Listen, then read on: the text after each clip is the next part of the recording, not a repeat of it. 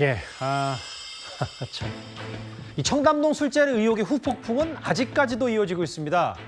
이 의혹을 제기했던 유튜브 매체 시민언론 더 탐사가 해당 술자리 장소를 지목한 음악 카페 사장으로부터 손해배상 소송을 당했습니다. 비빔장 애들 있나? 비빔장. 그래서 거기 청담동 어제 다 빌렸어. 근데 한동훈 윤석열까지 다 온 거야. 한동훈은 먼저 왔어. 그러니까 이제 갑자기 막 일어나서 노래 하나 시켜고 하더니 그러다가 이제 또 도약비 들어오십니다가 이러는 거야. 3시간을 놀러 갔어. 아니 동백은 사실 그거 하는데 자기도 연주해달래. 연습하고 있다 저기? 우리 연주할때 동백은 사실 자기가 부르겠대. 저는 뭘 했나요? 왜 안 나오죠? 뒤에? 형님. 그 청담 뭐 술자리 의혹 같은 것도 거짓말인 게 다 드러났지만요. 더 탐사는 뭐 그 유튜브에서 큰 돈을 벌었고요. 김의겸 의원은 후원금을 꽉 채웠죠. 또 이게 사실 손해배상 소송을 건 주체에 대해서도 오늘 언론에 관심이 많았어요. 예전에 이미키 연예계 예명을 활동한 가수 출신의 이 해당 업소의 사장이 손해배상 청구 소송을 유튜브 매체로부터 했는데 5억 5천만 원 어떻게 좀 받아들이셨어요?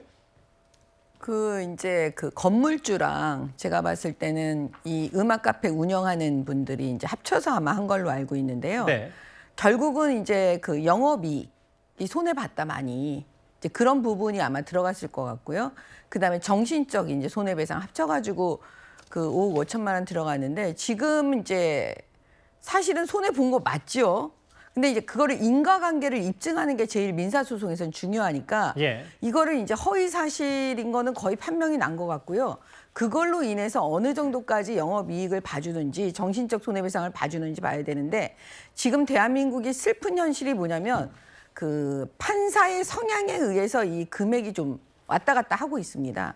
그러니까 지금 그 시중에서는 무슨 얘기까지 나돌고 있냐면 그 위자료라든지 그 이 손해배상 금액이 그 판사 마음대로 왔다 갔다 한다 막 이렇게 얘기하거든요. 그래서 제가 봤을 때는 만약에 민주당 성향의 판사라면 뭐 이것을 금액을 뭐 적게 하겠고요. 민주당 성향의 판사가 아니라면 지금 기존에 나와 있는 그 어떤 양형 기준에 맞춰가지고 하는 것처럼 이것도 그 어떤 금액의 기준이 있는데 그거에 맞춰서 하지 않을까. 저는 그렇게 보고 있습니다. 근데 이제 과거에 판결 결과가 하나 있었던 게 장현주 변호사님. 네. 청담동 술자리 의혹 관련 영상을 지우지 않을 경우 위반행위 한 번당 500만 원씩 이미키 씨에게 지급하라고 판결 나왔는데 그 이유도 지켜지지 않았으니까 5억의 손해배상 소송을 제기한 겁니까 그러면? 그렇게 봐야 될 것 같은데요. 일단 이 부분은 그러니까 영상을 삭제하지 않으면 이제 회당 500만 원의 간접 강제를 한 겁니다. 예. 결국에 이제 뭐 벌금 형식의 어떤 돈을 부과를 함으로써 영상을 내리도록 그런 효과를 노리는 간접 강제인데요. 이 부분은 아마 그 술집 관련된 분들께서 가처분을 신청을 했고 그분이 인용이 되면서 간접 강제까지 된 걸로 보도가 돼 있습니다. 예. 그렇기 때문에 이것마저도 지켜지지 않고 있다는 사실까지도 어떻게 보면 이 본안 소송에서 이야기를 한다라고 한다면 굉장히 고의나 악의적인 의도 같은 부분도 인정될 수 있습니다. 예. 그러면 손해배상 액수도 어느 정도는 올라갈 수 있을 가능성은 있다라고 보이고요. 물론 청구액이 5억 5천이면 뭐 다소 많다라는 평가도 있을 수 있겠지만 그렇다 하더라도 저분들이 실제로 업무 방해 때문에 입은 또 매출 감소 그런 손해들도 있거든요. 그런 그렇죠? 손해까지 합친다라고 한다면 이 손해를 잘 입증을 한다면 어느 정도는 인정될 수 있을 거라고 생각이 듭니다. 그럼 아니 저기요. 근데 예. 잠시 말씀드리면 지금 관련 영상을 내려라라는 판결 그걸 내리지 않았을 때 1회당 500만 원씩 내라는 것과 이거하고는 별개이기 때문에요. 예. 이거는 강제 집행이 들어갈 수 있어요.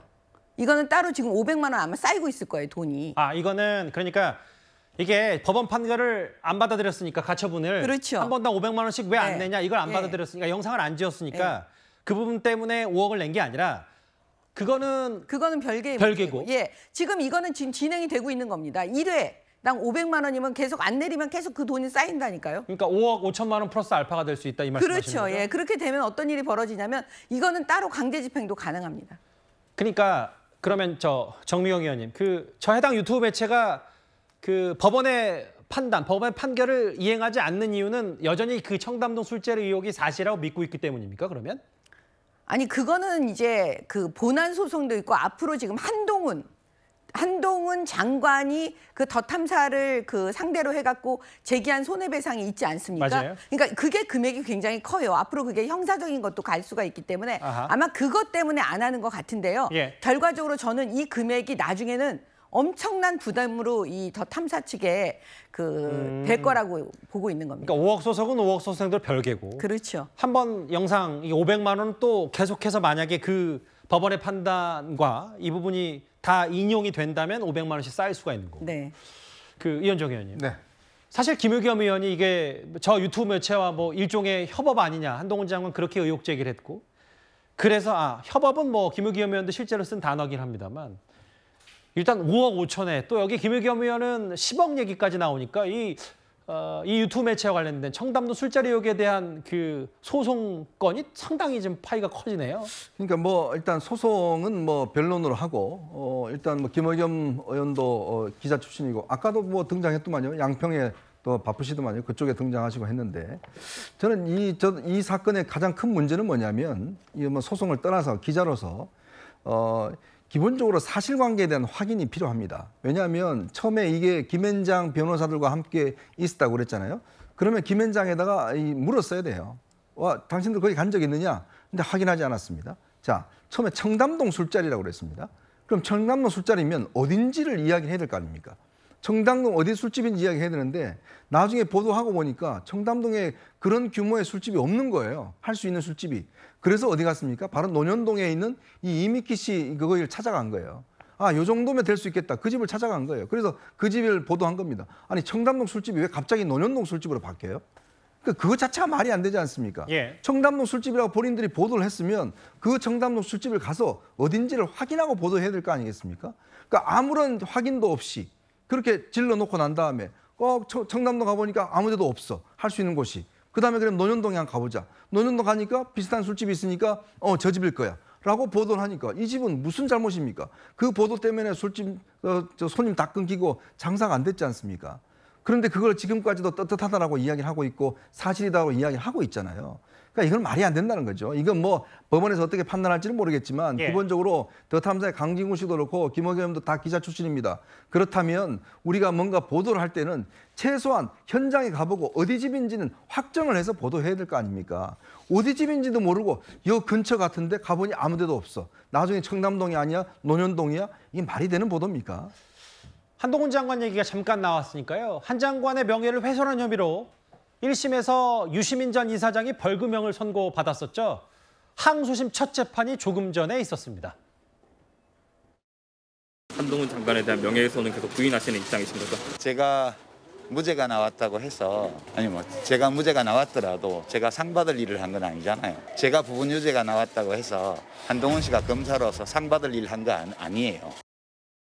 저에게 보복하기 위한 목적이었다고 저는 생각합니다. 물론 저는 유시민 씨나 노무현 재단에 대해서 계좌 추적을 한 사실이 전혀 없습니다. 없는 죄를 만들어서 덮어 씌우는 것은 민주국가에 절대로 있어서는 안 되는 일입니다. 없는 죄를 만들어서 덮어 씌우는 것만큼 있는 죄를 덮어 주는 것도 절대 해서는 안 되는 일이라고 생각합니다. 1심에서 벌금 500만 원이 나왔고 오늘 항소심 재판이 열렸는데 유시민 전 이사장은 과거했던 발언의 취지의 의견을 좀 계속해서 이어가는 것 같아요. 근데 왜 이렇게 이 진보 좌파 진영의 분들은 법원 판결이 나온 뒤에도 사과나 반성을 안 하는 걸까요? 사과 반성하면 큰일 나는 걸까요? 1심에서 벌금 500만 원 분명히 개인에 대한 어떤 목적이 있는 것 같다. 개인에 대한 비판으로 보인다라는 판결문까지 나왔음에도 불구하고 유시민 씨가 그 이후에 한동훈 장관에게 사과했다거나 반성한다라는 이야기 들어본 적이 없습니다. 이게 유죄 나왔다고 해서 한동훈 장관이 검사로서 칭찬받을 만한 건 아니다. 이건 대체 무슨 궤변이죠? 계좌 추적을 안 했는데 계좌 추적을 했다고 한 사람이 법적 책임을 지고 국민들 앞에 부끄러워하면서 당사자에게 사과를 해야 되는 것인데 거기다 대고 한 장관이 검사로서 칭찬받을지 말지 그걸 왜 본인이 판단합니까? 그건 이 재판과는 전혀 관련이 없이 국민들께서 평가하실 몫인데요. 여전히 분명한 사실은 검찰이나 당시 한동훈 장관 측에서 노무현 재단이나 유시민 씨의 개인 계좌를 들여다본 적이 적이 없다는 것입니다. 이 사실이 변하지 않은 상황에서 2심 결과가 딱히 더 바뀔 가능성은 거의 없어 보이고요. 제가 주목하는 것은 2심이나 대법원 확정 판결 뒤에도 유시민 씨가 사과나 반성을 하는지 아니면 끝까지 그냥 벌금 500만 원 내고 말지로 사과나 반성을 하지 않는지 그 태도를 오히려 주목해서 보고 싶습니다. 여전히 말들이 이어지고 있는 청담동 술자리 의혹 얘기까지 저희가 준비한 주제였습니다.